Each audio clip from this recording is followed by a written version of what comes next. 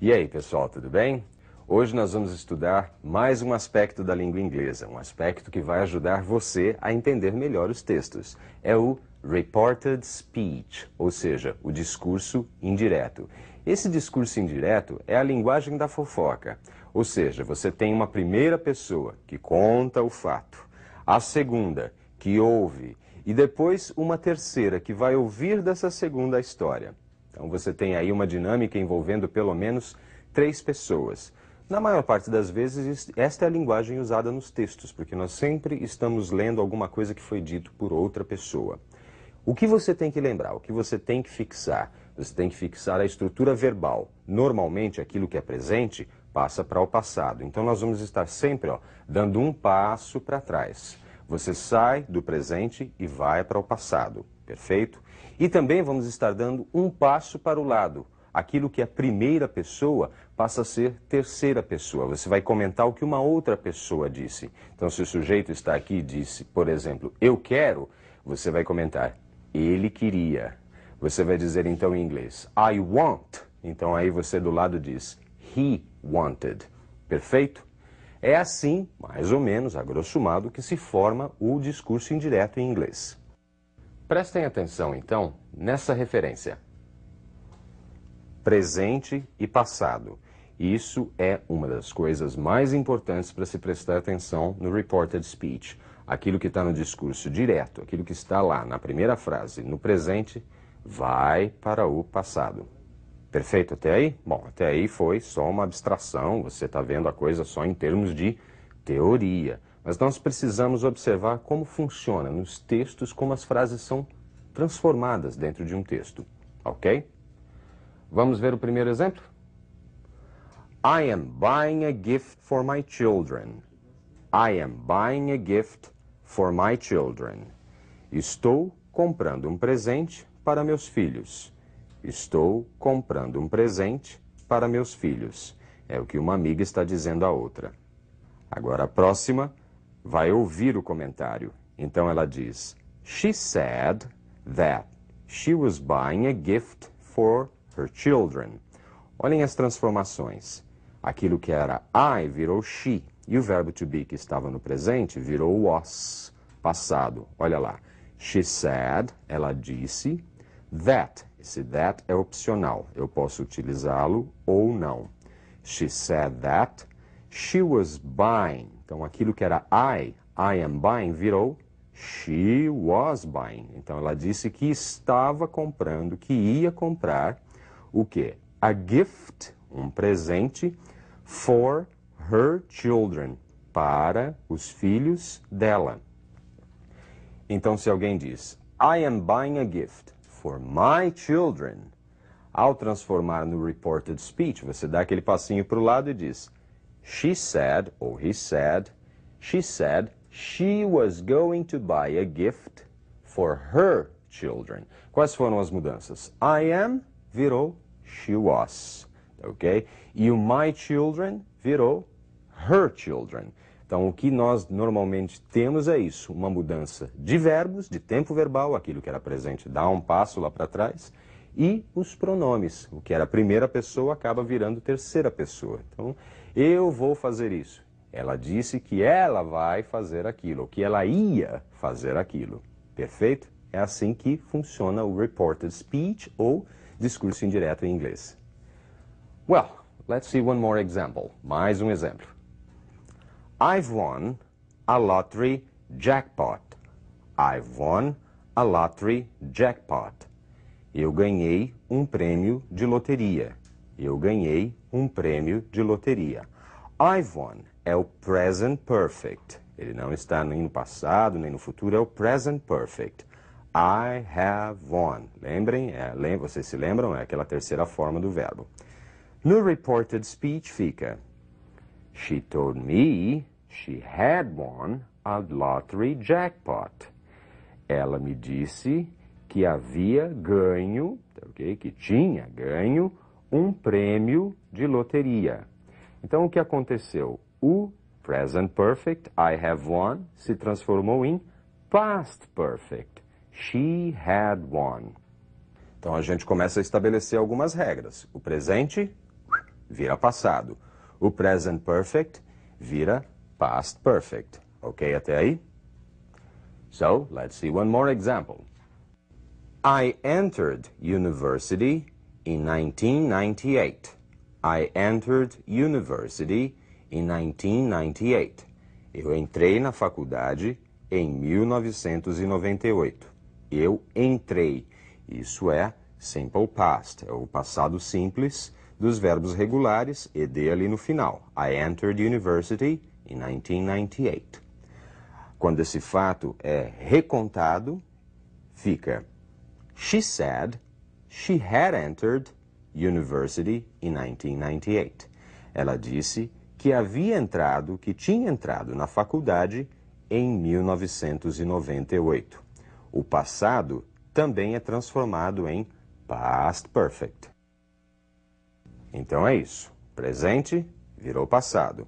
Present perfect vira past perfect.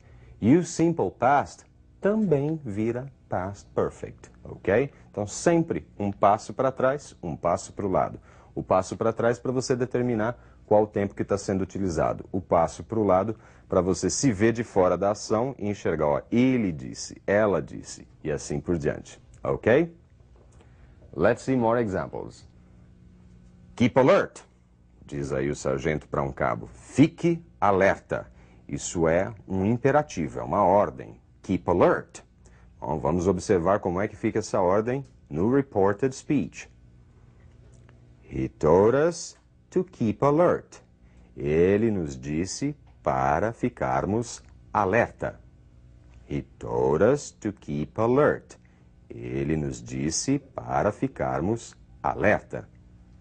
Então, no caso de um imperativo, keep alert, você tem o uso da preposição to. He told us to keep alert. Se eu falo, por exemplo, don't sleep, não durma. Então, como é que fica o reported speech? He told me not to, observem, not to sleep. Tá ok? Perfeito. Let's see one more case. Don't rack your brains if you can't find a solution. Don't rack your brains. Não quebre a cabeça if you can't find a solution. Se você não puder encontrar uma solução. É uma ordem, é um imperativo na negativa. Don't rack your brains. Olhem, portanto, como fica no reported speech. He told me not to rack my brains. Ele me disse para não quebrar a cabeça. He told me not to rack my brains. Ele me disse para não quebrar a cabeça. Viram? Eu havia dito para vocês como ficava o negativo, com not to. E agora vocês viram um exemplo por escrito. Let's see more examples. No caso de uma pergunta, can you tell Laura to call me? Can you tell Laura to call me? Você poderia dizer para Laura me telefonar? Você poderia pedir para Laura me telefonar? É uma pergunta. No presente com o can you. Vamos ver como fica no reported speech. She asked Laura me asked if me I could tell you to if I call could her. tell Ela me you pediu to call her. se eu poderia Laura pedir a você, poderia me dizer a você, pediu, para ligar Laura para asked ela. me, Laura me She asked me, o perguntou verbo fica então se no eu passado, ela me poderia pediu. dizer If a I você could, se para eu ligar para ela. poderia. Laura If I me could, perguntou could combinando com se eu asked, poderia passado com dizer-lhe passado. para ligar para ela. E Então você você tem também a observa substituição que do o can por you, could. que era da E frase uma outra original, coisa que acontece nessa é que frase, na no sentença reported original era uma speech, pergunta. ele inverte, ele Can passa a you? ter a ordem Observem aí, afirmativa. que é If could. I Você could. tem a ordem Perfeito? afirmativa. Então, além da mudança dos pronomes e do tempo do verbo, você tem que prestar também atenção nisso. Ou seja, o verbo na questão, ele está invertido com o sujeito. Quando você faz o reported speech, você passa para a ordem afirmativa. Coloca primeiro o sujeito, depois o verbo. Ok? Let's see one more example. How much money do you have? Quanto dinheiro você tem? É uma pergunta do assaltante, não é? How much money do you have? No reported speech, como é que isso vai ser contado? He asked me how much money I had. He asked me how much money I had. Ou seja, ele me perguntou quanto dinheiro eu tinha. Quantas mudanças observamos aí? A primeira, o tempo do verbo, que era have, passou aí, olha lá, had. Outra coisa, a estrutura original era uma pergunta, do you have? E agora a estrutura é uma afirmação, how much money I had, sem o auxiliar. Existem 3 auxiliares, basicamente, do, does e did. Aliás, 2, né? Do, does and did, são os auxiliares do presente e do passado, que no caso dessa transformação para o reported speech, eles estão numa pergunta. Ao passar para o reported speech, normalmente eles desaparecem. São os auxiliares. Tá? Os verbos auxiliares do, does e did, eles normalmente desaparecem e o verbo dá um passinho para trás, não é? Ele muda para o passado. Outros auxiliares, bom, eles permanecem, né? O verbo to be, o have, do present perfect, eles permanecem, mas eles mudam o tempo, ok? Let's see more examples. Did you finish the report? Você terminou o relatório? Did you finish the report? Pergunta no passado. Did you finish? Did ali na frente, mostrando que é passado. Finish no infinitivo por causa do did. Did you finish the report?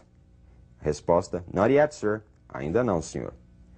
Depois, essa história está sendo contada novamente, e aí o funcionário diz, the boss asked me if I had finished the report. O chefe me perguntou se eu tinha terminado o relatório. The boss asked me if I had finished. Por quê? I had finished. Na pergunta original, did you finish? Você terminou. Era passado. Caiu fora o did, a frase estava no passado, eu tenho que dar um passinho para trás. É o past perfect.